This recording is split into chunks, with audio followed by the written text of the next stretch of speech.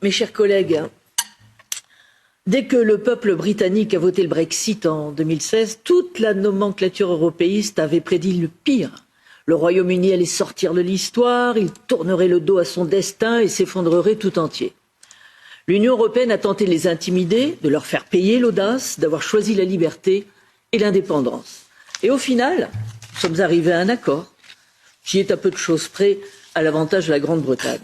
Et les plaies ne se sont pas abattues sur le Royaume, loin de là. La City restera l'un des 3 plus grands centres financiers mondiaux, puisque Paris et Francfort sont loin derrière. Erasmus ou pas, les élites du monde entier voudront toujours envoyer leurs enfants à Eton, Oxford et Cambridge, qui figurent au sommet des classements universitaires internationaux.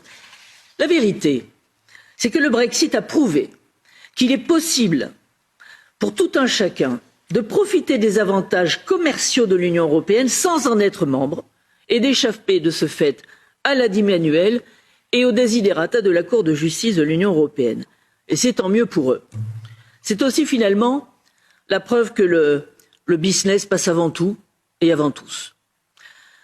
Pour autant, s'associer, coopérer, sans s'engluer dans un carcan fédéraliste est toujours possible. Nous, peuples européens, serions moins acerbes face au départ des Britanniques et plus respectueux de la démocratie si nos coopérations fonctionnaient mieux, comme ce fut le cas par exemple avec Airbus. En un mot, nous en sortirions grandis et sûrement renforcés. Au lieu de cela, nous reculons et nous persistons dans l'erreur.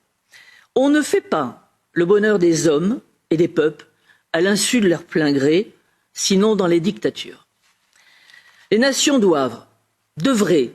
devront s'associer librement dans les domaines où elles souhaitent coopérer, et cela sera aussi profitable pour tous et accepté par chacun. Le génie de l'Europe, vous le savez, c'est d'avoir inventé la liberté des peuples à disposer d'eux-mêmes.